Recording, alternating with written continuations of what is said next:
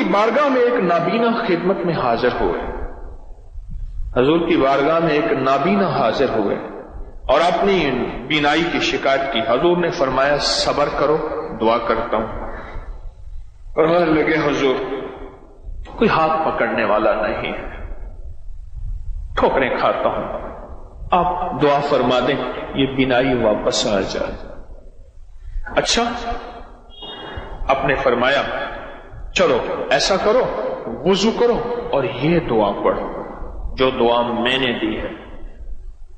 میں نے کئی لوگوں کو بتایا جن کی بینائی ختم ہو گئی تھی، جن کی بینائی تھوڑی ہو گئی تھی، جن کی بینائی ختم ہو رہی تھی، جن کا آنکھوں کا نور ختم ہو گیا تھا۔ پھر میرا ایک وجدان تھا، اس وجدان پہ میں کامیاب ہوا۔ میرے دل میں ایک دفعہ ایک بات آئی، میں نے کہا دل کی روشنی جس کی ختم ہو جائے اس کے لیے بھی یہ نسخہ کام کرے گا۔ حکیم ہوں نا، حکیم ہم لوگ کیا کرتے ہیں، کہتے ہیں فلاں بیماری پہ نسخے نے کام کیا۔ یہ وظیفہ میں نے آقا کا فرمان سنا، حضور کا فرمان سنا۔ میرے حضور نے فرمایا آنکھیں نہیں ہیں، صبر کر لو۔ میں حضور ہاتھ پکڑنے والا کوئی نہیں، ٹھوکریں کھاتا ہوں، آپ کوئی عنایت فرما دیں۔ میرے حضور نے یہی نسخہ عنایت فرمایا، یہی وظیفہ، اور اس کی آنکھیں ٹھیک ہو گئیں۔ میں نے کئی لوگوں کو دیا جن کے دل کی آنکھیں ختم ہو گئی تھیں، دل کی روشنی ختم ہو گئی تھی، دل کا نور ختم ہو گیا تھا۔ مجھے بے شمار نے بتایا کہ ان کا دل کا نور واپس آیا ہے اور دل کی روشنی واپس آئی ہے اور آنکھوں کا سرور واپس آیا ہے۔ اور اگلے لفظوں میں کیا کہوں، ان کے دل کو کشف شروع ہو گیا ہے اور دل کے اندر نور بھر گیا ہے اور دل کی روشنی ہے۔ جب آنکھیں اندھی ہوں تو ڈنڈے اور سانپ کا پتہ نہیں چلتا، جب آنکھیں اندھی ہوں گڑھے کا آگ کا پتہ نہیں چلتا، جب آنکھیں اندھی ہوں تو پھر آگے دشمن دوست کا پتہ نہیں چلتا۔ اس طرح جب دل کی آنکھیں اندھی ہوتی ہیں پھر یہ پتہ نہیں چلتا کہ میری آخرت برباد ہو رہی ہے یا خراب ہو رہی، اور مجھے اس میں خیر ہے یا شر ہے، اور میری شادیوں میں ہر وہ کام کر رہا جس میں کملی والے ناراض ہیں، اور غمیوں میں پھر جب آنکھیں اندھی ہوتی ہیں پھر شریکوں کو دیکھتا ہے، رشتہ داروں کو دیکھتا ہے، دوستوں کو دیکھتا ہے، دل کے شوق پورے کرتا ہے، پھر کملی والے کی نظر کو دیکھ کے حیا نہیں آتی۔ جب دل کی روشنی آ جاتی ہے پھر کملی والے کو دیکھتا ہے، حیا آ جاتی ہے، پھر آنکھیں بھی چھپ جاتی ہیں اور سارے تدبیریں، سارے رواج، سارے شوق ٹوٹ جاتے ہیں۔ میں نے تو کئی لوگوں کو دیا یہ نسخہ، یہ فضائل درود، فضائل حج سے بتا رہا ہوں میں، صفحہ نمبر 165 ہے، حضرت شیخ الحدیث کی لکھی ہوئی کتاب ہے، اور مشکلات کے لیے انوکھی چیز ہے۔ کوئی مشکل ہو، کوئی مشکل ہو۔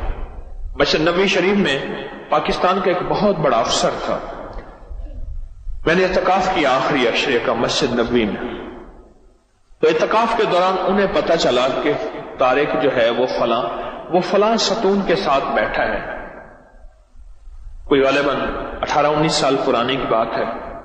تو میرے پاس آئے، مجھے تعارف کرایا، کہنے لگا بہت مشکل میں ہوں، اس وقت کی حکومت تھی، بہت اس حکومت کے زیر عتاب ہوں، اس وقت کا اقتدار جو تھا، اور مجھے بہت مشکل میں ہوں، بس میں نے آخرکار مدینہ کا رخ کیا ہے، اس کے علاوہ مجھے کوئی منزل اور راستہ نہیں ملا، تو میرے لیے دعا کریں۔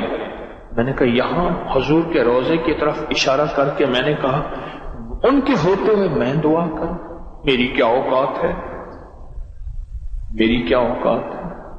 ہاں میں آپ کو ایک چیز بتاتا ہوں، میں نے یہ وظیفہ بتایا، کہنے لگے مجھے لکھ کے دے دیں، میں نے لکھا اور یہ دیا، اور میں نے عرض کیا 2 نفل پڑھے اور گڑ گڑا کے یہ دعا مانگے، یا محمد انی اتوجہ بکا، یا محمد انی اتوجہ بکا الی ربک ان تقضی حاجتی۔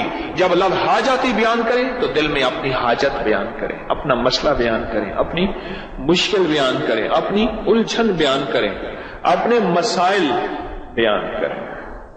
اللہم انی اسألک واتوجہ الیک بنبینا محمد صلی اللہ علیہ وسلم نبی الرحمہ یا محمد، سونا آپ تو محمد ایسے ہیں رحمت والے نبی ہیں، آپ کے در سے آ کے خالی جائے کوئی، یہ ہو سکتا ہے ہمیں بھی کوئی عنایت فرمائے۔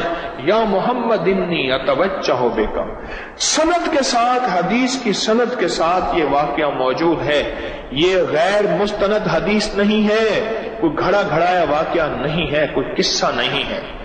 آگے سنیں، وہ نابینا آئے ایسے کہ جیسے ان کی آنکھیں آج تک ضائع ہی نہیں ہوئی تھیں، ایسے ان کی آنکھیں ٹھیک ہوگی۔ اور اس سے آگے فرمایا کہ علامہ فرماتے ہیں یہ قصہ عثمان بن حنیف کے فہم سے استدلال میں ہے کہ وہ حضور کی خدمت میں حاضر ہوئے، اور یہ صرف ان کے ساتھ مخصوص نہیں سمجھنا چاہیے کہ اس دور کا قصہ تھا، اس دور کا واقعہ تھا، دور گیا واقعہ گیا، نہیں، فرمایا قیامت تک اس کا فیض چلتا رہے گا، حضور کے وسیلے سے یہ فیض قیامت تک چلتا رہے گا، اور قیامت تک امت کو یہ نفع ملتا رہے گا۔